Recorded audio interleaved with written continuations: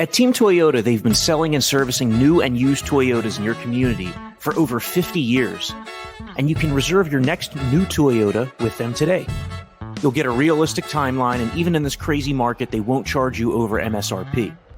Or don't wait at all. With over 75 certified Toyotas, including a bunch of RAV4 and Highlanders, you can drive one home today. And you can always trust them to maintain your current vehicle. Their service and collision centers are high-tech, comfortable, and will save you time and money. Team Toyota can help you go anywhere you want, but they'll always be your hometown team. Just visit teamtoyota.net and choose from 3 locations in Langhorne, Glen Mills, or Princeton.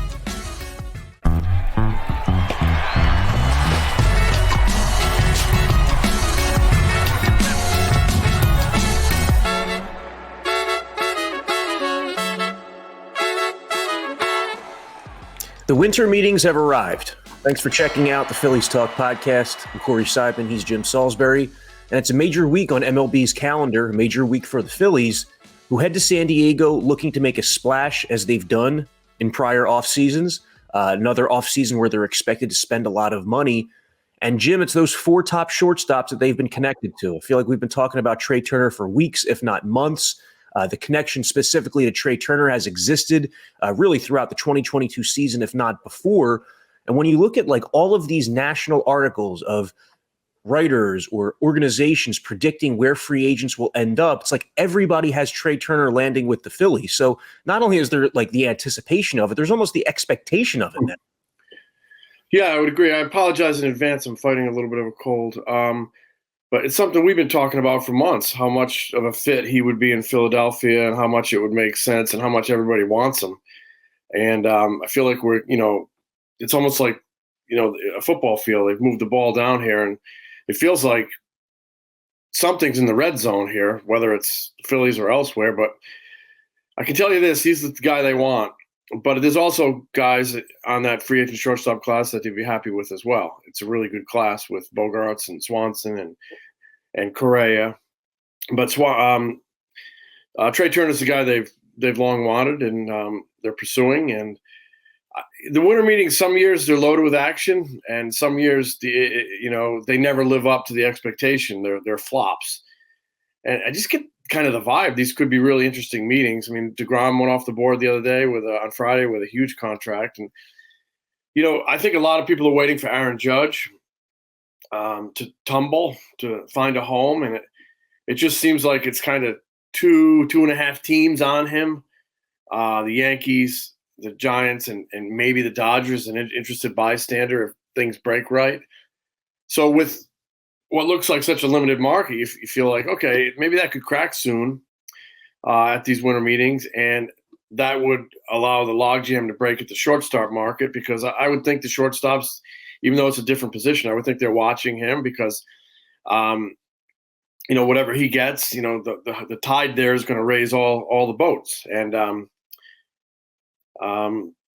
maybe it does. Maybe the shortstop market cracks before that. I don't know, but it feels like this could be a very busy winter meetings. And my gut tells me once Judge cracks, we could start seeing these shortstops start to move a little bit. And maybe the Phillies can end up with the guy they want, Trea Turner. I mean, they've had a recent history of getting the people they want, the Phillies. They wanted Bryce Harper or Manny Machado, and they were going to get one of them. They got Bryce Harper. Great signing. They really wanted Zach Wheeler. They went out and got him. They re-signed JT Realmuto. Last year they were very busy with Schwarber and Castellanos. They have a history of the last 5 years really being big players in the free agent market, and my expectation is that they will be again. I think they're hell-bent on coming away here with Trea Turner. My gut tells me they stand a very good chance to do that, but you have to have contingencies, and if they have to pivot off him, much like they had to pivot off Manny Machado a couple of years ago. I mean, a few years ago now. They had pursued him in front of Harper, and then they had to pivot back. So you always have to have a contingency plan, but we'll see what happens. I mean, the Trea Turner connection to Harper is real, but even the connection to Kevin Long, to me, is more potentially impactful on the recruiting of Trea Turner. They had a great history in Washington. Kevin Long loves him. Kevin Long really wanted Schwarber last year, got his man.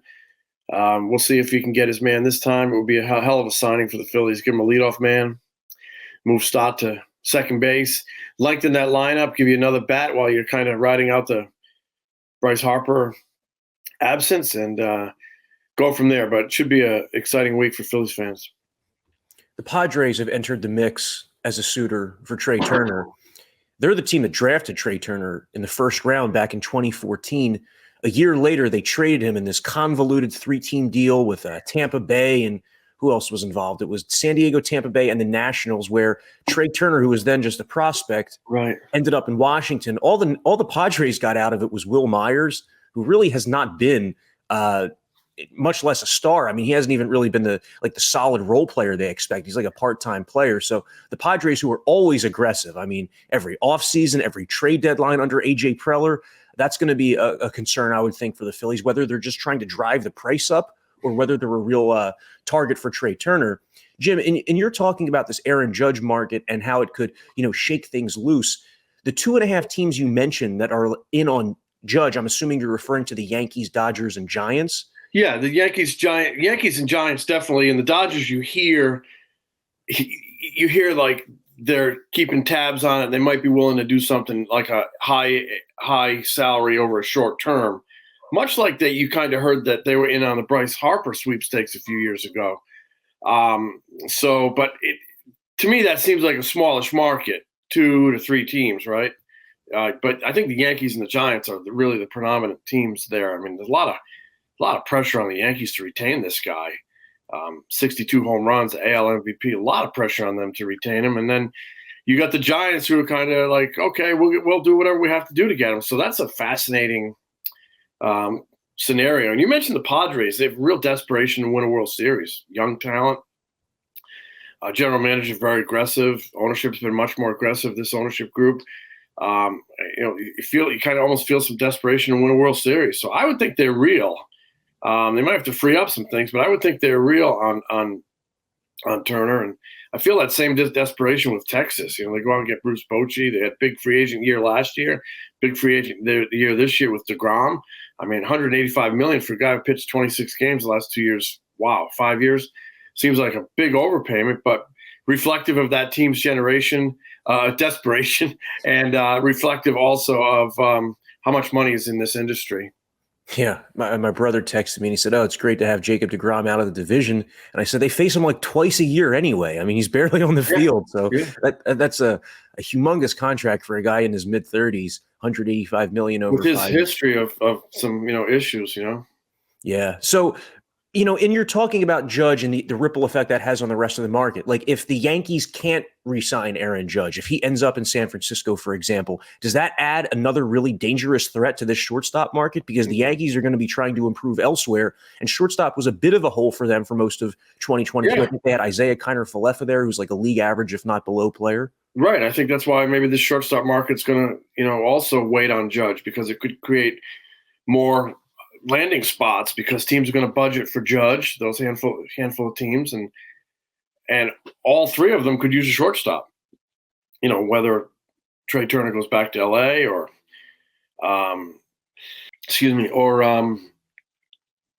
the Giants get in on it with, only think 1 more year of Crawford left, or the Yankees get in on a shortstop market. So whoever doesn't get Aaron Judge is going to have payroll budget space left over to play in that shortstop market. So just another reason for them, the shortstops, possibly to wait. Unless somebody's really aggressive here in these coming days and gets it done. And we've seen the Phillies be aggressive before, but those agents are pretty smart people. So, we'll see. I'm sure they're looking at all the angles. So as a seasoned veteran of the winter meetings, I mean, just, reading the tea leaves here, do you think anything major is going to happen with the shortstop market over these next 4 days in San Diego? I feel like this is a year that could be some real action out there. And once Judge gets off, if somebody's aggressive on the shortstop market, I think so, yeah. I think, like I said, I feel like a lot of stuff is in the red zone here. Now, you and I both know last handful of years, free agency's extended right into, February with the lockout last year into March. But it just feels like Judge is, kind of the straw that stirs everything here. And it feels like that might be getting ready.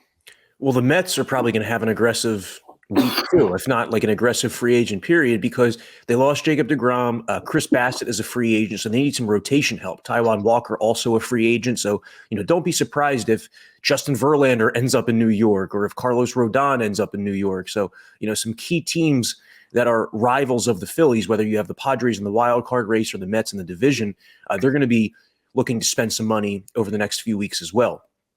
Jim, some news on Zach Eflin, who signed with the Tampa Bay Rays, got a 3-year deal, just under $40 million. That's good money for Zach Eflin. He was unable to put together that really strong, like 170-plus inning walk year in his final year with the Phillies, but he came back late as a reliever, and he still parlayed it into a big contract with Tampa Bay.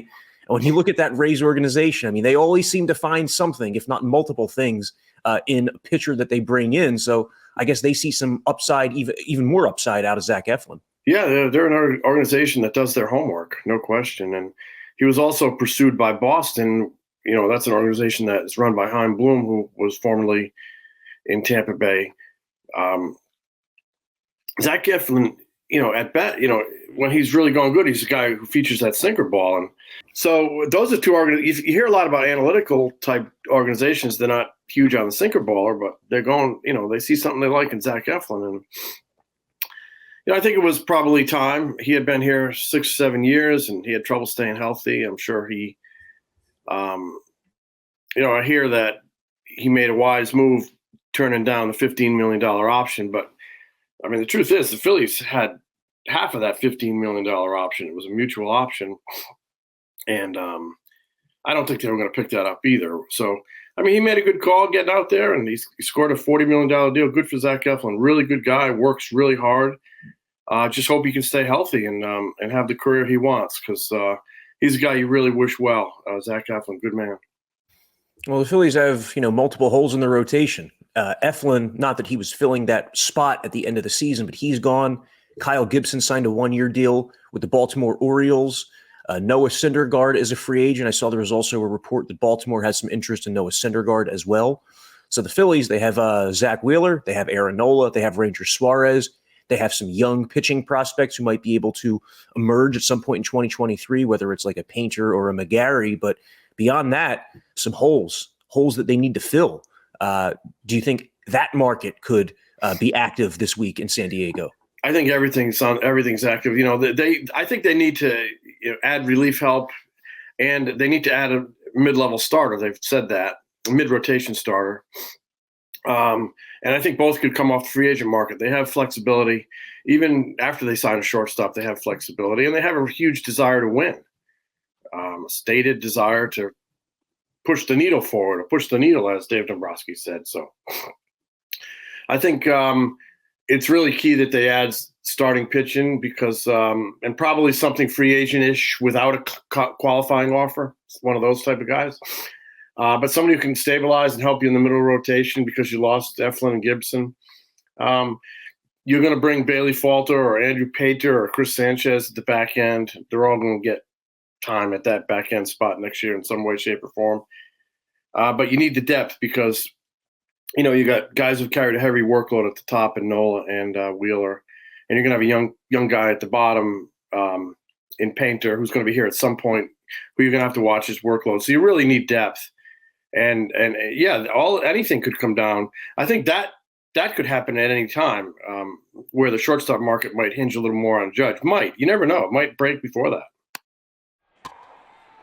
Thanks as always to everybody checking out the Phillies Talk podcast. I want to tell you about a different podcast real quick, the Independence Blue Cross Someone You Know podcast. Opioid addiction is a national public health crisis, and the Someone You Know podcast from the Independence Blue Cross Foundation offers inspiring stories that challenge stigma, offer hope, and humanize the disease of addiction. Download the new Season 3 of Someone You Know on all major podcast platforms. So, Jim, beyond free agency, we've talked a lot about the lack of flexibility maybe the Phillies have positionally and trying to improve. They can do so at shortstop, but they're locked in at a bunch of other spots. Bryce Harper's absence in the early portion of the season does open another opportunity for someone to DH. But it's also possible that Dave Dombrowski, who has a history of being creative, could get creative this offseason. We've talked about the potential of exploring a Hoskins deal. We've talked about maybe seeing if you can get off of Castellanos' money, but both of those things seem to be, somewhat unlikely this offseason. Hoskins not having major value going into his final year. And Castellanos, I don't know if anybody's really going to take on the remainder of that contract, which is like $80 million or so. Do you think that both of those guys will be in the Phillies lineup come opening day? As I sit here right now, on December 3rd or 4th, I feel like they'll both be back. I think Castellanos, he's got a lot of money attached to that deal, and I don't think you'll be able to pull something off there. Your best bet might be hanging on to him and saying, last year was an aberration. You're going to get more out of him in 2023. And like you mentioned, Hoskins, a year before his deal, or a year, with just a year left to control, you wonder about the value there. He's very productive. I know it's very streaky, but you're going to get 30, you're going to get close to 100 RBIs. I mean, where are you going to pick that up? We've talked about him a lot. Me personally, I think the pluses far outweigh the minuses with Rhys Hoskins. And, if he can improve his defense even a little bit, that would be huge. I mean, but I think both guys are here for, that's the way I read it right now. Jim, just lastly with the shortstops, it's interesting to me that there's been so much of the Trea Turner buzz, right? I mean, some of the reasons are obvious. Bryce Harper and Kevin Long, as you've mentioned. Kevin Long, that's actually a really good point. Connecting those dots. But there hasn't been nearly as much talk of like Carlos Correa, who's another top free agent on the shortstop market. He's actually a year younger than Trea Turner. If you look at some of the metrics, they peg him as the best all-around shortstop of this group, factoring in defense. Why do you think we haven't heard much about the Phillies and Carlos Correa? And B, does this mean that like Turner is so far ahead on their wish list compared to a Bogarts or a Correa or a Dansby Swanson? Well, I think, I don't know if I'd use the phrase like so far ahead, but I feel like Turner is ahead. I mean, he's the guy they want. And I think he wants to play on the East Coast. And I think it just makes a lot of sense. And the leadoff thing is big as well. And the connections to Long and others is big. But I'm sure they've considered every guy. I mean, Jason Stark reported they were going to meet with every guy. So I just feel like Turner's the best fit. Correa had that, in Minnesota, he went for the opt-out, and then now he's a free agent again. He could want a similar deal. He's a Boris guy. Not that precludes you from anything because you have a bunch of Boris guys on your team, but sometimes those pursuits tend to drag out. And I just feel like all signs point to Turner. So that's kind of how I see that. They ended up with Turner. I mean, you're signing Trea Turner to be a spark plug atop the lineup. He also drives in runs. I mean, he batted second for the Dodgers a lot, where Mookie Betts would lead off. Turner would bat 2. Sometimes he would bat 3 behind Freddie Freeman. We know that Kyle Schwarber loves to lead off, and that was a controversial topic in 2022 because the on-base percentage was, in the low 300s, and the batting average was in the low 200s for most of the year, but he kept hitting homer after homer after homer, more than 50 of them if you include the playoffs. If they end up with Turner, do you think that he would lead off and push Schwarber to the 2 spot or to more of a run-producing spot, or do you think that they would cede to Schwarber and keep him in the spot where he feels most comfortable? I don't know. That'll be an interesting storyline in spring training or even before. But I'll say this, having covered Kyle Schwarber pretty closely for 1 year and gotten to know him, he is all team all the time, and he's going to do what's best for the team. And having him lead off last year, unconventional, but he had done it before, was the best thing for the team. He does like it there, but I think if they have a better option, he'll go to an RBI hole with no problem. All right. Well, there might be some company for Kyle Schwarber atop the Phillies lineup if they can get some things done this week in San Diego. It's a big week, the winter meetings. This is a period that everybody looks forward to on the baseball calendar pretty much every offseason because of the activity that it spurs. And it's another offseason where Dave Dombrowski and the Phillies are going to be very aggressive, try to get those extra 2 wins that they couldn't, complete in 2022, falling 2 wins shy of winning a World Series. So sorry about my cold here. Oh, yeah, Jim, no worries about that. Jim, I'm sure it's annoying to the listeners. A little bit of a cough, but it's December 4th, so you're forgiven. I'm trying to be a gamer here. Playing through pain. Well, thanks a lot, Jim. It's always a pleasure doing these Phillies Talk podcasts. And thanks a lot to everybody out there who's listening. Phillies Talk podcast will be back midweek or if the Phillies make any major moves. So make sure you're on the lookout. Have a great week, everybody.